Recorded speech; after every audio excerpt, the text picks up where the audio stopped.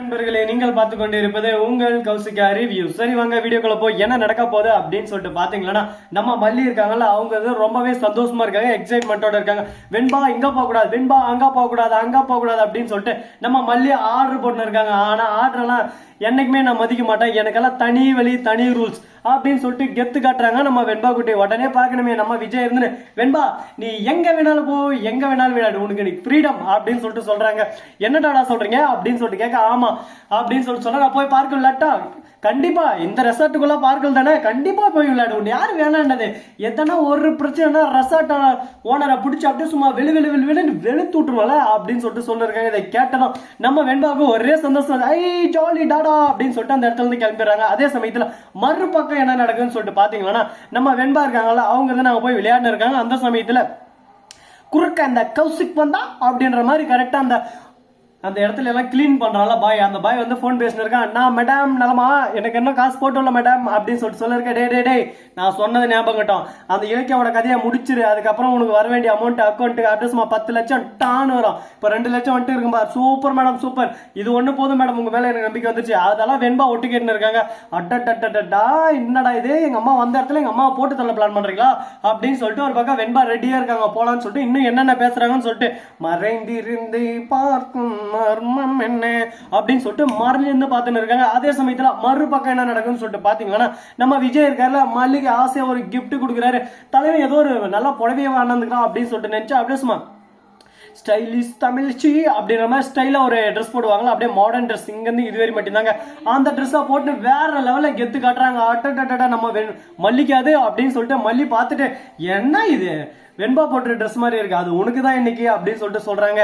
இதெல்லாம் உங்களுக்கே கொஞ்சம் ஓரத்தெல்லாம் திட்டி விட்டுறாங்க. உடனே சரி விடு அப்படின்னு சொல்லிட்டு சொன்னா கொஞ்ச நேரம் வந்து நம்ம மல்லி போட்டு வந்துடுறாங்க. அவ்வளவுதான், என்ன நடக்குன்னு உங்களுக்கு என்ன தெரிஞ்சிருக்கும். அது மட்டும் இல்லாம வெண்பாவுக்கு உனக்கு குட்டி தம்பி வேணுமா, குட்டி பாப்பா வேணுமா அப்படின்னு சொல்லிட்டு கேட்டு அனுப்பிச்சிட்டாரு நம்ம தலைவன் போற வேகத்தை பார்த்தா நாளைக்கே கொண்டு போய் தருவார் போலே, அந்த அளவுக்கு ஒரு பக்கம் போர்ஸ்ல இருக்காரு. சரி ஓகே, இதெல்லாம் ஒரு பக்கம் போயிட்டு இருக்கா. மறுபக்கம் வெண்பா திடீர்னு வந்து டோரை சும்மா டொட்டுன்னு தட்ட ஆரம்பிக்கிறாங்க. உடனே பாக்கணுமே நம்ம விஜய், என்னாச்சு ஏதாச்சுன்னு பதறாச்சுன்னு போய் டோரா திறந்தா, டாடா மல்லியம்மாவை கொல்றதுக்கு இங்க ராஜேஸ்வரி சதி திட்டம் இருக்காங்க அப்படின்னு சொல்லிட்டு சொல்றாங்க. என்ன சொல்ற அப்படின்னு சொல்லிட்டு கேட்க, ஆமா அப்படின்னு சொல்லிட்டு நடந்தது வந்தது போனது எல்லாத்தையும் சொல்றாங்க. அங்க போயிட்டு கரெக்டா அவன் எங்க இருக்கான்னு சொல்லிட்டு பாக்குறாங்க. அந்த கிளீன் பாய் கரெக்டா கிளீன் பண்ண இருக்கான். அதே சமயத்துல மேடம் இன்னும் கொஞ்சம் நேரத்துல கரெக்டா அவங்க சாப்பாடு நான் தான் இட்டுமா போறேன், அதுல வந்து பாய்ஸ் நான் கலக்குறேன், அவன் மண்டிய கழுவுறேன் அப்படின்னு சொல்லிட்டு பேசிட்டு இருக்கான். டேய் நான்லாம் எத்தனை பேர் இது வரைக்கும் பார்த்திருக்கேன், மவன இன்னைக்கு நீ செத்தடா சோளமுத்தா போச்சு அப்படின்ற மாதிரி அவன் கதையை முடிக்கிறதுக்கு சரியான நேரம் சரியான காலம் பார்த்துன்னு இருக்காங்க. கரெக்டான நேரம் வந்துச்சுன்னா பட்டுன்னு அடிச்சு பொட்டுன்னு தட்டி விட்டு போயினே தர போறாங்க. ஐயோ நம்ம மல்லியோட நிலைமை என்னடா ஆக போகுது, மல்லி உன்னை எப்படியானா யாரனா காப்பாத்துவாங்களா கள்ளி அப்படின்ற மாதிரி தான் ஒரு பக்கம் போயின்னு இருக்கு.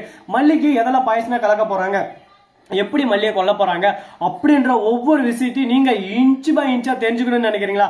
அதுக்கு நீங்க பண்ண வேண்டியது ஒரே விஷயம், மறக்காம நம்ம சேனலை ஃபாலோ பண்ணிவிட்டு போங்க. சரி, இந்த மாதிரி எல்லாம் ஒரு பக்கம் போயின்னு இருக்க. மறுபக்கம் என்ன நடக்குன்னு சொல்லிட்டு பாத்தீங்கன்னா, நம்ம வெண்பா இருக்காங்களா, அவங்க இருந்து அவங்கள நான் இன்ச் பை இன்ச்சா ஃபாலோ பண்றேன். நீங்க ஒரு பக்கம் மல்லியை காப்பாத்துங்க. மல்லியம்மா கிட்ட சொல்லாதீங்க, மல்லியம்மா கிட்ட சொன்னா மல்லியம்மா டிஸ்டர்ப் ஆயிடுவாங்க, அதனால இன்னைக்கு மூடிய ஸ்பாயில் ஆயிரும் அப்படின்னு சொல்லிட்டு வெண்பா விஜய்க்கு ஆர்டர் போடுறாங்க.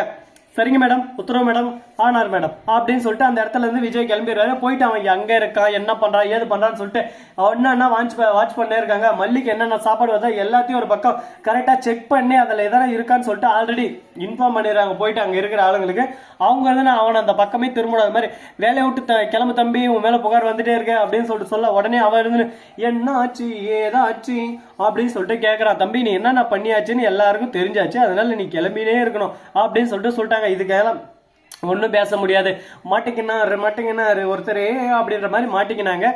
இதுக்கப்புறம் என்ன பண்ண போறாங்க ஏது பண்ண போறாங்க, அடுத்து அவங்களோட என்னவா இருக்க போகுது அப்படின்ற ஒவ்வொரு விஷயத்தையும் நம்ம தெரிஞ்சுக்கணுமா?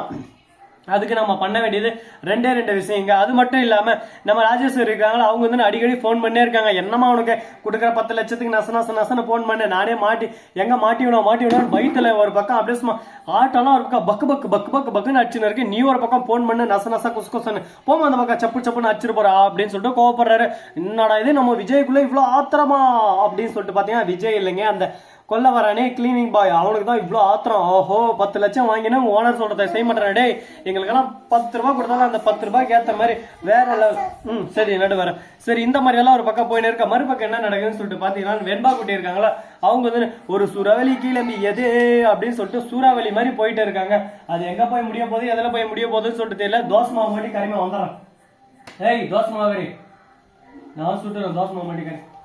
இப்படி எல்லாம் ஒரு பக்கம் போயின்னு இருக்கா. தோசை மாவு எதுக்காக கரைக்கு சொல்றேன்னு சொல்லிட்டு பார்த்தீங்கன்னா, நம்ம வெண்பா பஸ்ஸில் இருக்குன்னு சொன்னாங்க. அவங்களுக்கு தோசையை சுட்டு எட்டு போய் தரணும் இங்க இருந்து, அதுதான் வேற வழி இல்லை. ஸோ நண்பர்களே இந்த வீடியோ பிடிச்சிருந்தா லைக் பண்ணுங்க, கமெண்ட் பண்ணுங்க, ஷேர் பண்ணுங்க, டிண்டிங் மேலே தட்டி விட்டு போங்க.